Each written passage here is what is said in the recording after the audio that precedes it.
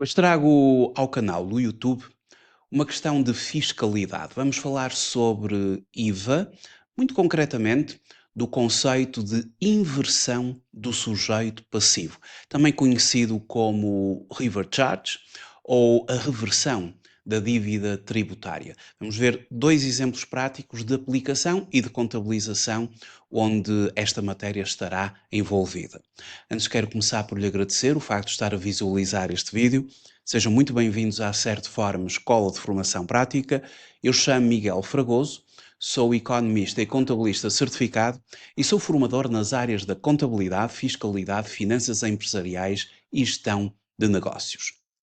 Bom, o que é que vem a ser, então, a inversão do sujeito passivo e alguns exemplos em que este conceito se aplica. No âmbito do IVA, normalmente, quem vende um bem ou quem presta um serviço é o sujeito passivo da operação, ou seja, é o responsável por liquidar o IVA e entregá-lo ao Estado. No entanto, existem determinadas situações em que esta lógica se inverte. E é precisamente aqui que entra o conceito de inversão do sujeito passivo, como já disse, também é conhecido como reverse charge ou reversão da dívida tributária. Na prática, isto significa que a obrigação de liquidar o IVA passa do vendedor ou do prestador para o adquirente, ou seja, é o adquirente que passará a ser o sujeito passivo do imposto e o terá de entregar ao Estado. Ou seja, o adquirente vai calcular o imposto, registra-o na sua contabilidade como um IVA liquidado e, simultaneamente, se tiver direito, deduz esse mesmo valor, e isto em termos de código do IVA, nos termos das alíneas C e D, do número 1 do artigo 19 do Código do IVA. E porquê é que existe este mecanismo de inversão do sujeito passivo? Podemos agrupar as situações de inversão do sujeito passivo em duas grandes categorias. Ao nível das operações internas, o objetivo aqui é combater a fraude e a evasão fiscal, evitando que alguém deduza o IVA que nunca foi liquidado. Exemplos onde se aplica inversão do sujeito passivo, nomeadamente em serviços de construção civil, transmissões no âmbito de sucatas, cortiça e madeira, entre outras. E também ao nível das operações externas. E no âmbito das operações externas, o objetivo ou a razão pela qual se aplica inversão do sujeito passivo tem a ver com a simplificação administrativa, evitando que prestadores de outros países, nomeadamente Estados membros, se tenham de registar obrigatoriamente em Portugal para cumprir obrigações de IVA e exemplos onde se aplica inversão será nomeadamente em aquisições intracomunitárias, na aquisição de prestações de serviços, aplica-se efetivamente o âmbito da inversão do sujeito passivo, ou seja, será o adquirente a ter ele de proceder ao pagamento do IVA, ou seja, recai sobre ele a condição de se tornar ele próprio o sujeito passivo do imposto. Mas para melhor ilustrar estas questões, vejamos os seguintes exemplos. Um primeiro exemplo, uma aquisição de mercadorias a um fornecedor estabelecido na Alemanha. A nossa empresa, e portanto isto será analisado na perspectiva de uma empresa portuguesa, adquire mercadorias a um fornecedor estabelecido na Alemanha. Esse fornecedor é enquadrado como sujeito passivo nesse mesmo Estado-membro e, portanto, no valor de 145 mil euros. Estamos aqui perante dois sujeitos passivos, um comprador nacional, a nossa empresa, e o vendedor estabelecido na Alemanha e sujeito passivo aí registado. Vamos ter de reconhecer, portanto, de contabilizar esta operação como uma aquisição intracomunitária. Aplica-se aqui um princípio do destino, para efeitos de localização das aquisições intracomunitárias, elas são localizadas no país de destino e, consequentemente, aqui o destino é efetivamente Portugal. E, nesse âmbito, é o comprador, portanto, a empresa portuguesa, que vai ter efetivamente que liquidar o IVA ao Estado português. E aqui tem a ver com as tais operações externas, em que eu dizia que a razão pela qual se aplica a inversão do sujeito passivo, ou seja, é o comprador o sujeito passivo, aquele que tem que entregar o IVA. Aqui a razão de ser deste mecanismo efetivamente é a simplificação administrativa e evita-se assim que o vendedor sujeito passivo da Alemanha tivesse que se registar em Portugal para ele fazer o respectivo pagamento do imposto. É a empresa portuguesa que já entrega a sua própria declaração de IVA em Portugal que o fará na sua declaração. E, consequentemente, começamos por reconhecer a compra de mercadorias, utilizamos aqui a conta 311, compras de mercadorias, por 145 mil euros, debitamos esta conta e, seguidamente, vamos então aplicar IVA liquidado. Ou seja, IVA liquidado, operações gerais, aquisições intercomunitárias à taxa normal. E vamos liquidar IVA, reconhecemos assim um passivo, dívida para com o Estado, de 33.350, a nossa taxa, 23%, sobre os 145 mil euros. E, simultaneamente, e uma vez que estas mercadorias efetivamente permitem a dedução do imposto suportado, vamos deduzi-lo imediatamente através da conta 2432 122, IVA dedutível, existências, aquisições a países intracomunitários à taxa normal por 33.350 euros. Reconhecemos aqui também uma dívida em relação ao fornecedor alemão, creditando-o por 145 mil euros. Usa-se aqui a conta 2211 de fornecedores. Isto é o reconhecimento contabilístico desta operação. Em sistema de inventário permanente, imediatamente após a respectiva compra, teríamos de saldar a conta 31.1, creditando-a por 145 mil euros e debitar a conta 32 das mercadorias, fazendo a entrada em armazém. Isto em sistema de inventário permanente, a entrada imediata em armazém, porque em sistema de inventário permanente a conta 31.1 ela encontra-se permanentemente saldada. Bom, mas em termos de declaração periódica do IVA, como é que a empresa portuguesa vai efetivamente declarar esta questão? Aqui nos manuais da formação eu coloco entre parênteses os campos da declaração periódica do IVA onde isto tem que ser declarado e, portanto, uma aquisição intracomunitária ela é registada no campo número 12 da declaração periódica do IVA, 145 mil euros.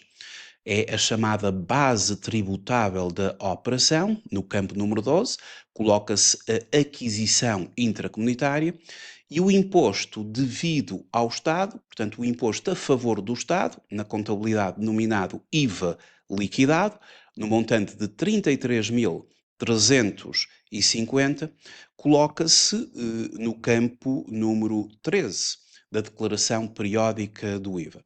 E, portanto, é aqui neste campo número 13 que se procede, efetivamente, à qualidade de sujeito passivo, ou seja, nós, como compradores, vamos ter de entregar, através do campo 13, o montante de 33.350 euros de IVA.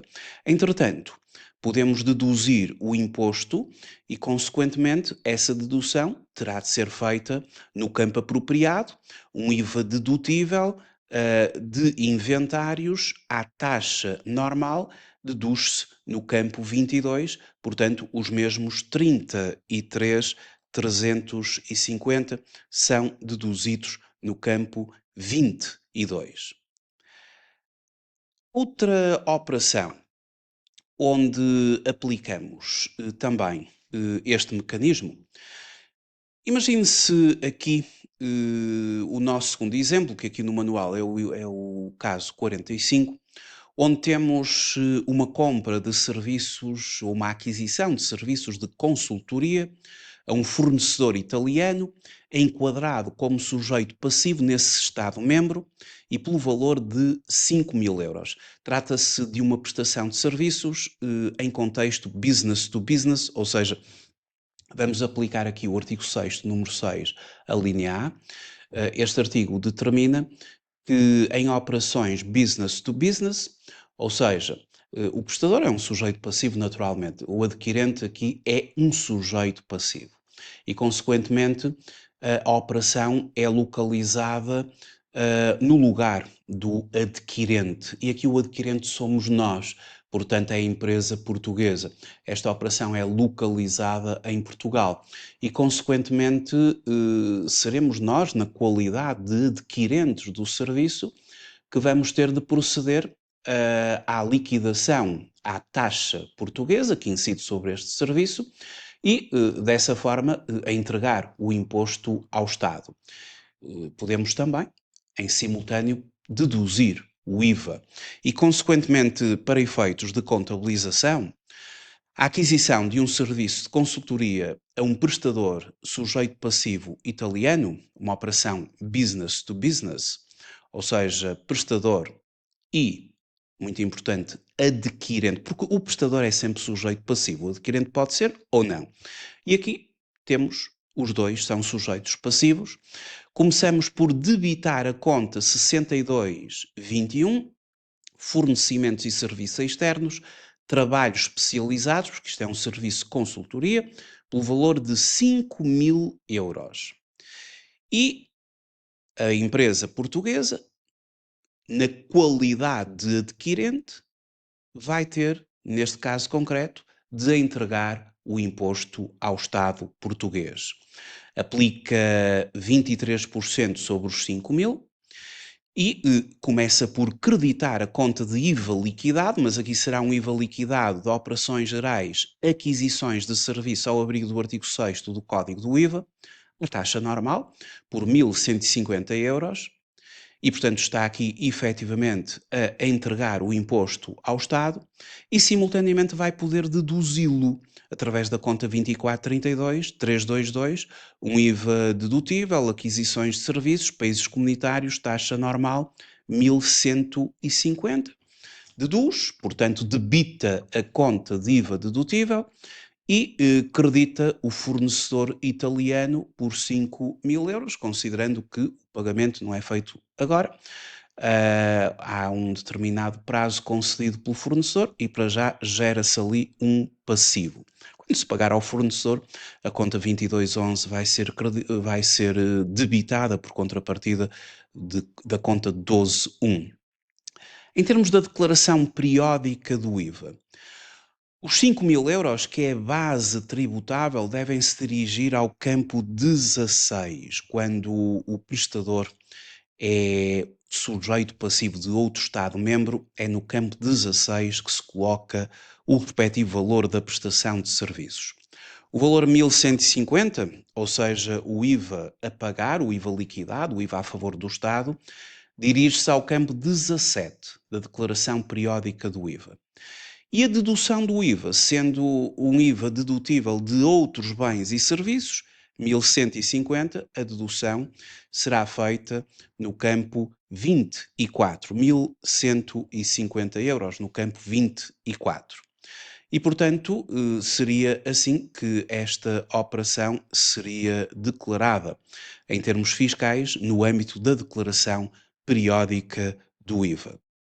Bom, Existem, vários outros casos onde se aplica inversão do sujeito passivo. Um caso, muito conhecido, comum, é, a questão da construção civil, ou seja, os adquirentes de serviços de construção civil, aplicam inversão de sujeito passivo. E, portanto, pode-se consultar no artigo 2º do Código do IVA, nomeadamente, eh, à linha A, número 1 do artigo 2º, que aplica-se e são sujeitos passivos os sujeitos passivos referidos na linha A, do número 1 do artigo 2º, que disponham de sede, estabelecimento estável ou domicílio fiscal em território nacional e que pratiquem operações que confiram o direito à dedução total ou parcial do imposto quando sejam adquirentes de serviços de construção civil, incluindo a remodelação, a reparação, a manutenção, a conservação e a demolição de bens imóveis em regime de empreitada ou subempreitada. Outro exemplo para aplicar inversão do sujeito passivo e no âmbito das operações internas, já que os exemplos que demos anteriores eram efetivamente operações externas, é no âmbito da cortiça, da madeira, de pinhas e pinhões com casca, onde se aplica também inversão do sujeito passivo. Aplica-se inversão do sujeito passivo no âmbito de sucatas, por exemplo, e todas estas operações onde a inversão do sujeito passivo é aplicada, ou seja, recai sobre o comprador a qualidade de sujeito passivo do imposto e a obrigação de entregar o imposto ao Estado, estão previstas a nível de operações internas no artigo 2º, na incidência objetiva, no número 1, nomeadamente a partir das alíneas H e seguintes, temos efetivamente várias situações onde o adquirente é sujeito passivo do imposto. Muito obrigado por ter visualizado este vídeo. Até uma próxima oportunidade. Até breve.